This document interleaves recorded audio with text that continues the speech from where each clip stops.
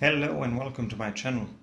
I'm going to show you how to draw a tree in pastel, and I've done a lot of drawings of trees and landscapes but not so many in pastel, so that's what I'm going to do now. Let's get to it. First, I suppose I should talk a little bit about my materials. This is the paper that I'm going to be working on. This is the 1000 grit waterproof sandpaper. It's cheap, it's easy to find, and it works pretty well with pastels. These are the soft pastels I'm going to use, these Kohinoor soft pastel sticks. I also have a lot of these Kohinoor pastel pencils, but I'm going to use some other brands such as Master's Touch woodless pastel pencils and some Conti pastel pencils. I'm going to use whatever I have lying around. Now for blending, I'm mostly going to use my fingers, but I'm also going to use this rubbery material that mouse pads are made of. I cut them into smaller pieces. This is neoprene or whatever it's called. That's what I'm going to use for blending.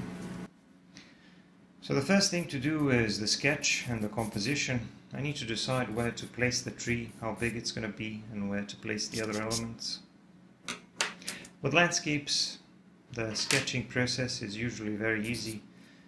You don't need to put too much work into it. You just need to decide on some of the general things. But here with pastels, maybe that requires a little bit more planning, because pastels are a little bit more messy than some of the other types of pencils and media.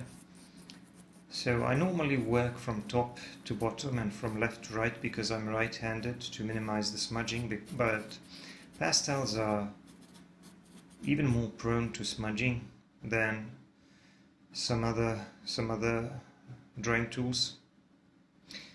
So that's one of the things that I need to take into account. And I also need to worry about the muddying of colors. So the order in which I work is going to be even more important here when I'm working with pastels. Now, one of the advantages of pastels, on the other hand, is the fact that even though they are messy, they blend very easily, and you can cover larger areas very, very easily. So now I'm going to start to work on this background using this light sky blue color. And you can see how quickly I'm covering a very large portion of the paper with this light blue color. And all I have to do is blend it with my fingers. This would be a lot slower if I were doing that in colored pencils, for example. But like I said, each and every medium has its advantages and disadvantages. I'm not just going to leave it like this. I'm going to add a little bit of this darker, more saturated blue color. This is phthalo blue. I'm going to add that mostly at the top because I want to create a gradient going from the top, which is going to be a little bit darker, and getting lighter and lighter near the horizon. So I want to create that nice gradient, and that's why I'm adding just a little bit of this phthalo blue at the top. Now I'm going to do some blending, and I'm going to push the pigment around using my finger. That's going to be my main blending tool, and as you can see, it works pretty well because it allows you to blend large areas very quickly, and it also pushes the material into the grain of the paper, allowing it to stick a bit more and leaving a lot less of that residue, a lot less of that pastel dust. So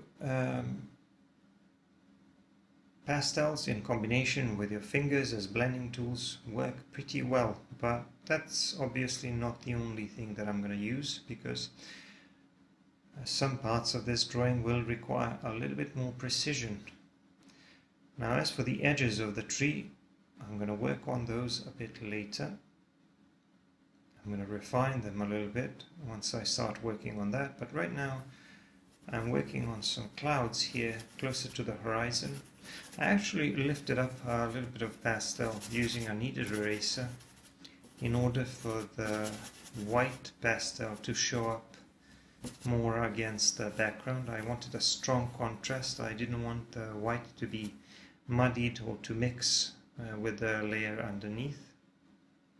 And as you can see, I'm getting a nice contrast between the background and this cloud. Now I'm going to refine this cloud a little bit by adding some shadow areas, because clouds are obviously three-dimensional objects, and they have their volume and depth, and they have their light side and the shadow side depending on the light source. The light source here obviously is coming from above, but it's also coming a little bit more from the left, which is going to become more apparent once I start working on the tree, which is my main subject in this drawing. I'm erasing some of the edges of the tree, and now I'm going to start working on the tree a little bit more. I need to define the shape of the tree a bit better. I need to decide on the shape of the tree trunk and some of the larger boughs and branches. Now, I'm doing this with a black pastel pencil because a lot of these areas are simply a lot darker because they're in the shadow, because the canopy of the tree is casting a shadow onto some of these branches. Some parts of the tree trunk are going to appear a little bit lighter, kind of brownish grey and greyish brown, I suppose, but most of it is it's just going to be very dark because it's in the shadow. Now I'm going to start working on the canopy using one of my pastels, one of my pastel sticks. And I don't really know the numbers of the pastels which I'm using, so if you're using something similar, I suppose you'll just have to approximate, you'll just have to find something that looks kind of similar. So the green that I'm using now is kind of like a medium green. It's neither too dark nor too light. I'm using it as a mid-tone. It's also a little bit of a warmer green. It has a bit of a yellowish component to it. But here at the bottom, I'm going to be using this darker green, which is also a bit cooler. So for blocking it, first I'm going to use these two and see how that works. What I'm trying to do essentially is to establish some larger contrasts, some larger relationships between the shadow area and the lighter area. The shadow area obviously is closer to the tree trunk and is at the bottom, facing away from the light source. The lighter portion of the tree is facing upwards towards the light source. But I also said that my tree is going to be a bit lighter on the right side.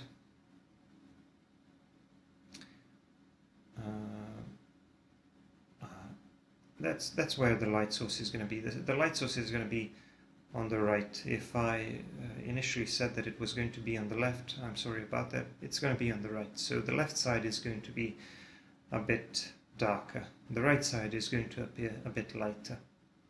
Sometimes I make these decisions as I go along, but sometimes I just make a mistake while doing a narration. So here I'm working on the edge of the tree, drawing some of the smaller bits of foliage around the edges. You can see how I'm using a pastel pencil to draw some leaves or clusters of leaves which appear kind of detached from the rest of the body of the tree, the rest of that large canopy. That's because lots of these leaves are connected with smaller, finer twigs which we can't even see, so I'm not going to bother to draw every single detail. I'm just going to draw a lot of these trees around the edges, and hopefully I will end up with a realistic looking canopy. Now here There are a lot of these branches, and we have some smaller ones growing out of the larger ones, and the important thing about drawing tree branches is that you have to make them taper and that you have to make their shape irregular. And one of the ways that you can do that is you can allow your pencil to wiggle a little bit to create some irregular shapes and to kind of break and bend unpredictably. And as long as you do that, and as long as you make sure that they taper, you will end up with some fairly realistic looking branches. Now I'm using that light pastel, blue pastel, to draw some lighter shapes in between the branches and in some portions of the canopy. What that's doing is I'm trying to suggest that light is coming through some parts of the canopy, and light, or rather the sky, is visible through some of the branches. So I don't want to have a canopy that is so thick that it obscures all of the sky. I want to have the light of the sky coming through some of the branches in some parts of the canopy. That's going to make it look a lot more complex and a lot more realistic. So back to what I was talking about, drawing branches. I don't really know how to explain to you how you will end up with realistic looking branches or good looking branches. It's just something that you have to practice, I suppose. I'm not saying mine are perfect. I just think that the more you practice, the easier it will be for you to create some nice looking shapes. That's all I'm saying, and everything takes a little bit of practice. But I can give you some general tips. Like I said, you have to try to make sure that your pencil wiggles a little bit and goes into some unpredictable directions here and there, because that's what branches do. They grow every which way, and you also have to try to make sure that they taper as they grow out, because they're a lot thicker near the base and they're a bit thinner near the end. Now I already started working on the foliage. As you can see, I defined some of the larger relationships on this left side of the tree. I blocked in some of the shadow areas with this darker green and some of the lighter areas at the top. But here I already started working on some of the textures by making some indications of some smaller shapes, leaves and groups of leaves. Some of them are a little bit darker, some of them are a little bit lighter. But the key thing here will be trying to break up this larger shape of a canopy of a tree into smaller shapes, into smaller segments, some of which are lighter than the others. And the reason why some of them are lighter and others appear as darker shadow areas is obviously because some parts of that canopy, which has a very, very irregular shape, some parts of it are sticking out, facing the light source, catching more light from the light source, while other areas are tucked in deeper inside the canopy or facing away from the light source, and they appear a lot darker. And for those shadow areas, in addition to the dark green, I'm also using a black pastel pencil, and you can see that right now I'm achieving a lot of contrast here. And even though I'm achieving a lot of contrast, it doesn't look very realistic yet. So once I start blending, hopefully the foliage will start to look a bit more realistic. I'm just making these marks, darker marks at the bottom and on the right, to indicate that those are my shadow areas. I'm also making some of these darker marks in between the branches to show that some of the foliage is in the shadow there, closer to the middle of the canopy, closer to the tree trunk, because that's further away from the light source, obviously. Now I am doing a bit of blending with that blending tool which I mentioned at the beginning, that spongy rubbery material that mouse pads are made of. And that was a very useful tool for me to mix or to blend those really dark black areas and the dark green areas, and to make the transition between them a bit more natural. And it also allowed me to create some darker marks using that blending tool as I would a pencil, because when it picks up a little bit of that pigment and mixes the darker black with the darker green, I can actually get some interesting colors and some interesting effects that I wouldn't normally be able to achieve if I were just using soft pastels and pastel pencils. I'm still continuing to draw some more of these holes in the canopy by using a this lighter white pastel pencil to make it look like the light of the sky is coming through, and to make it look like my canopy isn't quite as dense as I initially made it. So right now I'm making it look a bit more complex, adding some more branches, adding some more of these lighter areas in between them, and making it look like some parts of the canopy are opaque while others are while we can see through some of the others.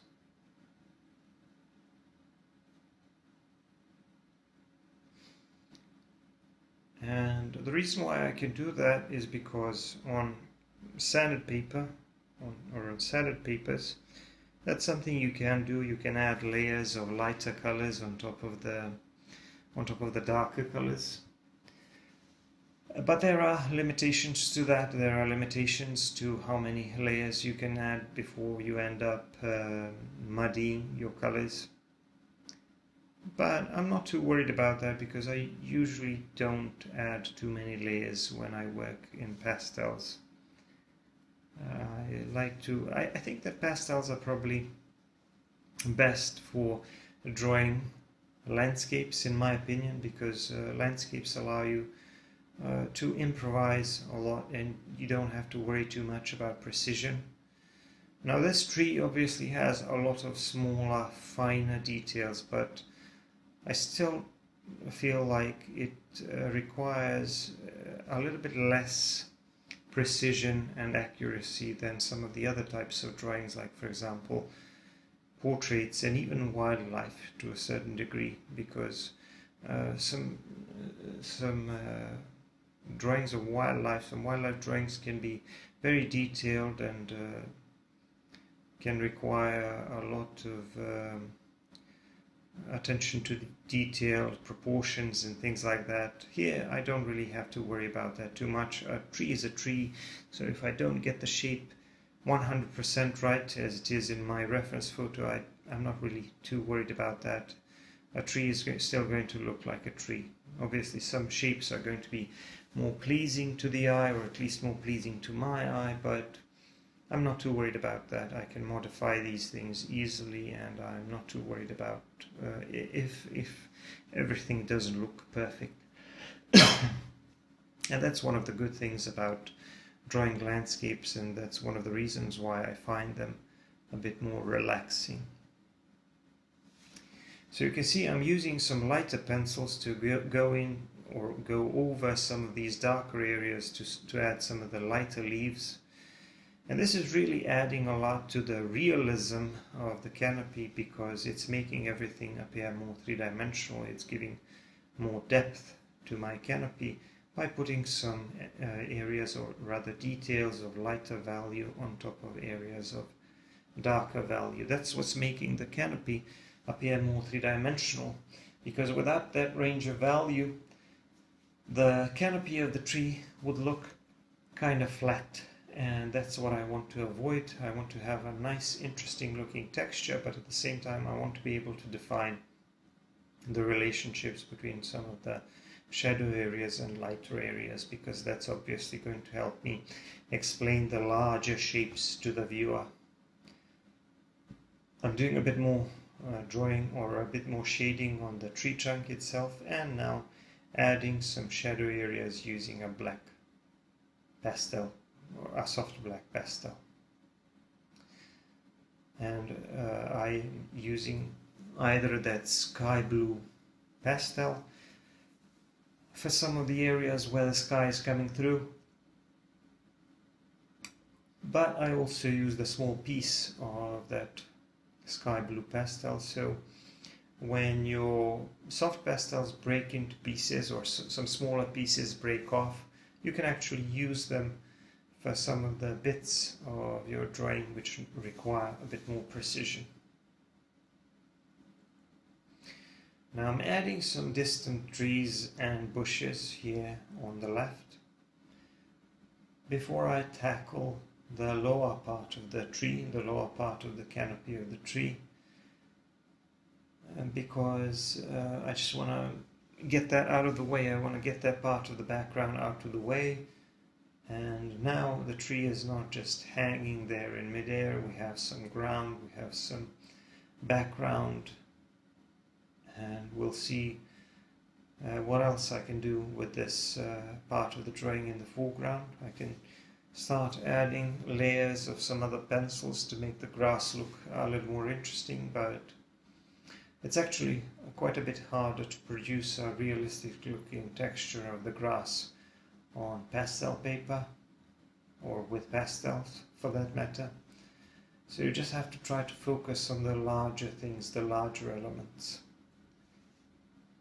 But I'm also adding some variation in color, using some of the darker greens and some lighter greens, as well as some light ochres and some other colors. The reason why I'm doing that is because I want to create a bit more variation in the terrain, a bit more variation in color and the shape of the terrain.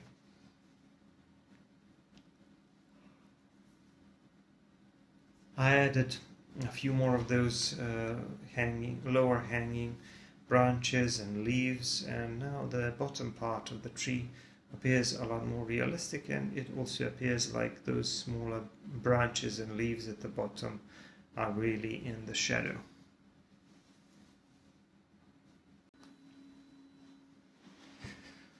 So I'm adding some indications of some blades of grass here in the foreground. I'm using some lighter and darker pencils to create some variation there. But here comes the interesting bit, because now I'm going to draw a shadow under this tree, and because the light source is coming more from the right, there's going to be a bit more of that shadow to the left. The shadow itself is going to be of irregular shape for a couple of reasons. First, because the canopy of the tree is of irregular shape, and second, because obviously it depends on the surface underneath, and there is grass there, and I want the shadow to reflect the shape of the grass, and that's why the shadow under the tree just looks just like a bunch of darker grass. And now I'm adding some lighter portions of that grass and some darker portions of the grass. I'm going to add a little bit more shadow here at the bottom. I'm going to make it look like the shadow is coming from some of the nearby trees, and much of that foreground will be covered with that shadow. So you often have these larger shadows where the thing that is casting a shadow isn't really in the picture. You often have that with landscapes, like for example with larger clouds. They will be casting these larger shadows, and the clouds that you see are further back in the background, but the cloud which is casting a shadow, you can't see that one, but it's casting a shadow in the foreground. So here we're going to have something similar. The tree which is casting this large shadow in the foreground at the bottom of the paper, that's not going to be visible, it's not going to be in the picture, but it's still going to be there, because that's going to give us a sense of depth. Like we have some other things, some other elements in the scene, like there are some other trees near this tree here, and it's just going to make the composition more interesting, I suppose. I'm doing a bit more refining, drawing some of these smaller details and drawing some clouds breaking through those branches. Now I need to refine the appearance of some of the branches and draw some of the smaller, finer branches here and there. Another nice touch is when you add some of these lighter leaves in front of the darker areas, like some of the darker boughs and the darker parts of the tree trunk, because that makes the whole canopy appear more complex and more realistic.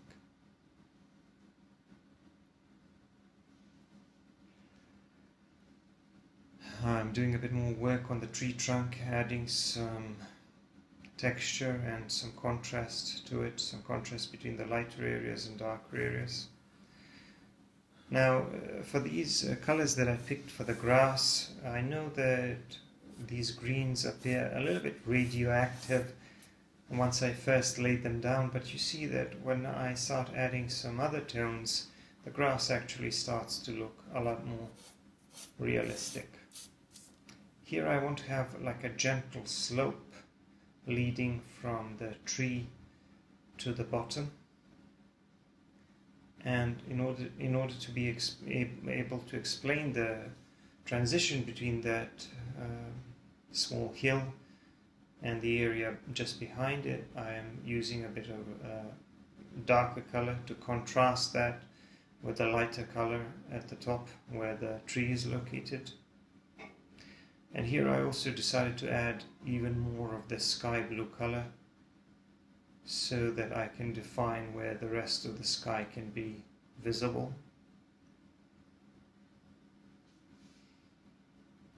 And now I pretty much have the shape, or rather the edge. On the right I have the edge of the right side of my tree, and now working on its shape is going to be a little bit easier. But first I need to define a bit more of these larger branches here closer to the tree trunk, and then we'll see.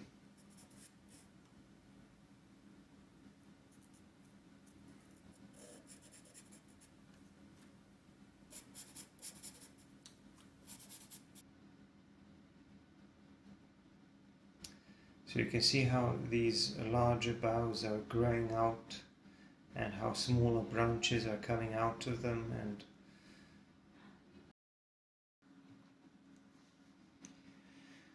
and one of the ways that you can make this whole system of branches appear more realistic is just by drawing a lot of them. Obviously you can't just have a few larger boughs and leave it like that, because that's usually good enough when you're drawing a smaller tree as seen from a distance. But the difference is here that this is more of a close-up of a tree. The tree here is a lot larger, so it needs to be more detailed, and you can see that with the branches that I'm drawing. I'm drawing a lot of branches overlapping, and the canopy is also a lot more complex. Its texture is more complex, and the marks that I'm making to signify the shape of the trees, the leaves and the clusters of leaves are also obviously a lot larger. So there's a lot more work here. I don't often draw such large trees because I usually draw them as they are seen from a distance, so that requires a little bit of work. And normally I do this in charcoal. I've done a ton of charcoal landscapes. So this is a little bit of a challenge for me, where I have to work in multiple colors to be able to express those contrasts between the lighter areas and the shadow areas. So the shadow area, like I said, is closer to the center of the canopy, closer to the tree trunk, because that's further away from the light source. But there are also some smaller shadow areas all around the canopy of the tree where there is a bit less light coming through, and there are of course these lighter areas where these larger clusters of foliage are sticking out and catching more light from above. While I'm blocking in these larger areas, I can do a bit of blending with my finger, and later I can refine the details using some of the smaller blending tools. But first I'm laying down some of these smaller darker marks using a black pastel pencil, and I'm doing this to reinforce the shadow areas, making them even darker, and also to add some random texture to some of the lighter areas as well. You want to have that element of randomness when you're drawing trees. Not everything has to be perfect. In fact, it's better when it's kind of unpredictable. With charcoal, I believe this is a little bit easier because you can often do what I often call allowing the pencil to work for you. Here in pastel, because I have to work with multiple colors, I have to take advantage of those multiple colors to be able to express that range of colors and that range of value. By the way, I'm softening all of these marks using that rubber tool, that neoprene piece of mouse pad, and the reason why I'm doing that is to make those shadow areas just a little bit less defined, because I can't draw every single leaf. That's the thing, and because I can't draw every single leaf, I have to do a bit of blending, and when I do a bit of blending, that actually makes it look like I've drawn a lot more of those trees. It's kind of like when you're drawing hair. You can't draw every single hair, but you just draw a bunch of lines, and then you use your blending tool, and then it appears that like the hair has volume, and like you've done a lot more work on drawing that hair than you actually did. And it's kind of the same thing when you're drawing fur or when you're drawing foliage. So you have to use your blending tools to create that illusion of volume and depth. And of course I'm using some of the lighter pencils and some of the lighter pastels to create these lighter marks where the parts of the canopy will be facing towards the light source, and where the canopy will appear a bit lighter.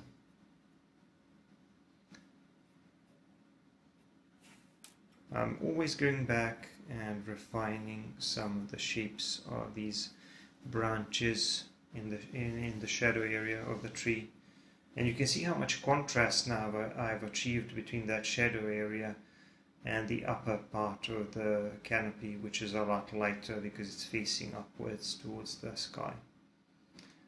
I want to make some of the branches visible here in this top right part of the canopy.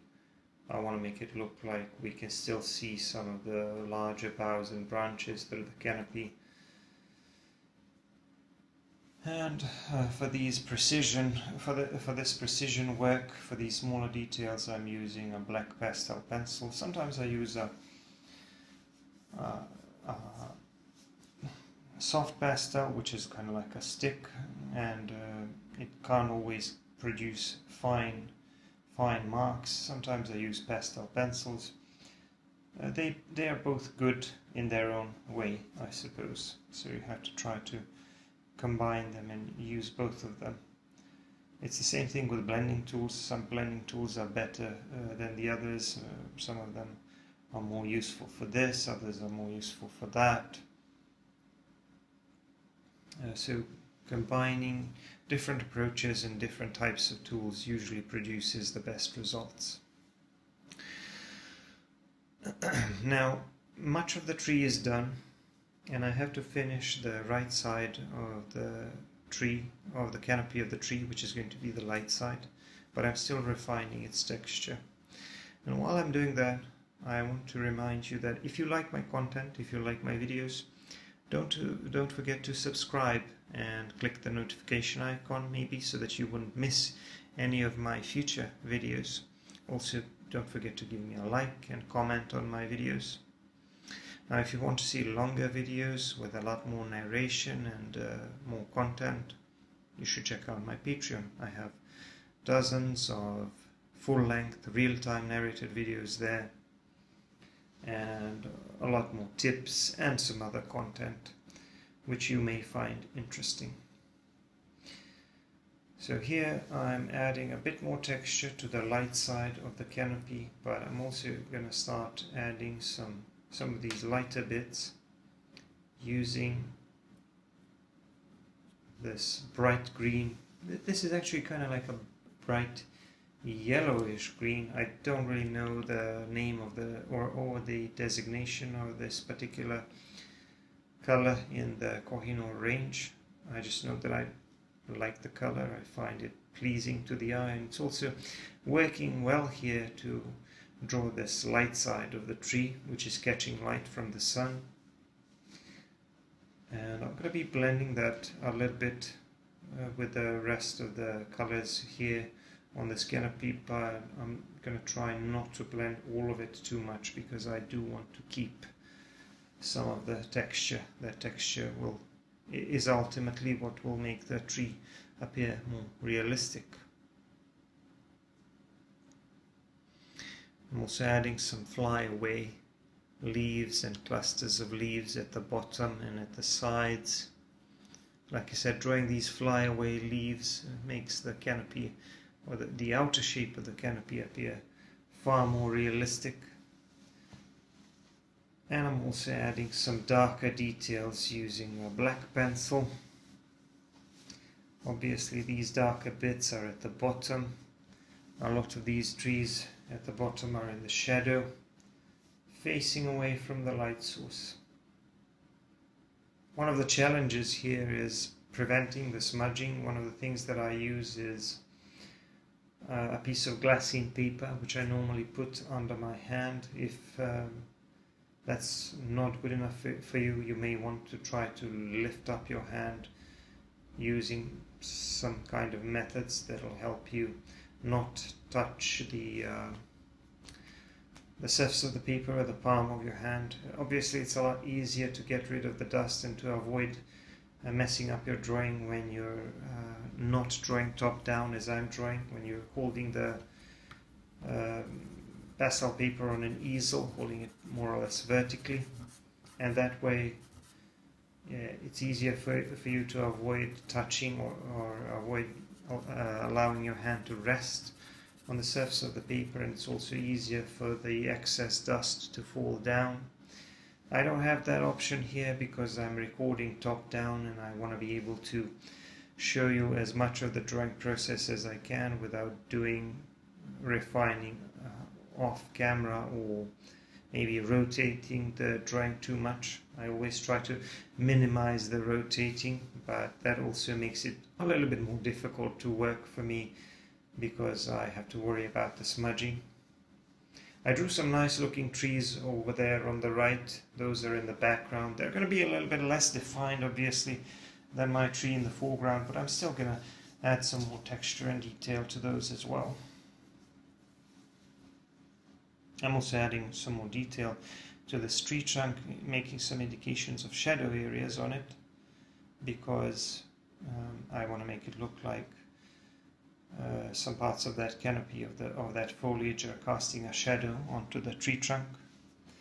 And now I'm just using a black pastel pencil to go over this large area, a large row of trees in the background, and add some more shape and some depth to them, adding some indications of shadow areas, maybe even some branches and tree trunks. And I'm just going to work around the edges to make those edges stand out against the background a bit more. And I'm going to add some random texture to these canopies of trees. The sky is more or less finished. It looks okay with a nice gradient from the darker color at the top towards the lighter color at the bottom, and we have some clouds looming over the horizon. It's looking pretty good, but I think this foreground and midground needs a little bit more refining, and at this stage I wasn't really even sure what it's all was going to look like, so I Added some yellowish tones under those trees on the right. That can be something like a field maybe. And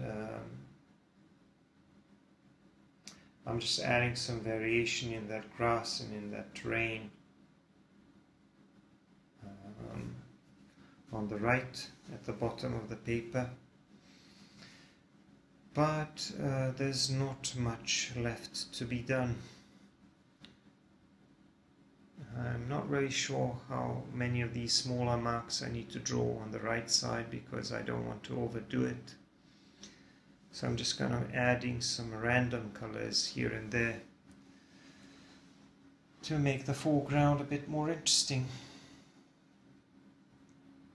I hope you like these landscape drawings I do, because I plan to do a few more landscapes in pastel. Pastels, I think, are pretty easy to use when it comes to drawing large landscapes, or quicker landscapes, which are more on the impressionistic side especially. But my drawings are a little bit more realistic and a bit more detailed in general. So I tend to prefer colored pencils, but these are also pretty good. In terms of the quality of the materials I'm using, I honestly wouldn't know what to compare them with, because those are the ones that are available to me locally. So I mostly use just Kohino brands. I know that there are some others, but these are cheap, and like I said, they work pretty well. And as for the surface that I'm working on, I'm mostly using a 1000 grit sandpaper because I can't find, or I can't get, higher quality sanded papers like UART or Pastel Mat and some others. And even if I could find them locally, I probably wouldn't buy them because they're way too expensive for me and they would never really pay off in any way. So I'm just refining some of the shadows. Like I said, I want a bit of a nice large shadow here at the bottom. Now here on the right, near the edge of the paper, I added some foliage here. I wanted to make this look like there are some branches of trees which are kind of popping into the picture, and those are the branches and the leaves of the trees which are casting a shadow at the bottom of the paper. So I thought that these leaves on the right would give a little bit more of a context for this tree. And I think they're a nice addition to the composition. They're not necessary, but I think they do help out a little bit. So now I'm just adding a few more details using a variety of different colors, because I wasn't really sure how to explain this transition from this sloped area, this raised area where the tree is, towards this area on the right where we have that field and that small forest on the right. So eventually I decided that I may need to add some more elements in there, but at this stage I was kind of refining some of the smaller details of that tree, because I didn't want those segments of the canopy of the tree to appear too regular. So I wanted to make everything appear more asymmetrical and more random. I did a bit more blending here at the bottom until I was happy with the overall appearance of that shadow area. And then I eventually decided to add a few more bushes here, just under that slope to the right.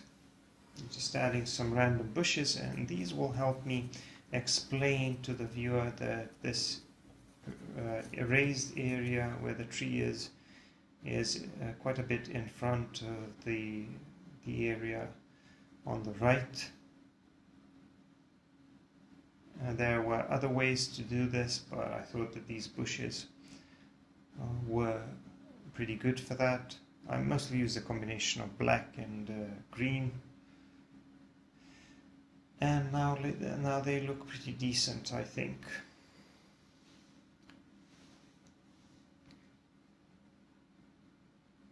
So I'm just going to keep refining the appearance of these bushes and some other parts of the drawing, but the drawing is almost done. I'm soon going to be wrapping things up. Like I said, don't forget to subscribe and give me a like, and also comment on my videos. I want to know what you think. I'm adding some lighter blades of grass here in front of this shadow area, so I'm hoping that'll be a nice effect.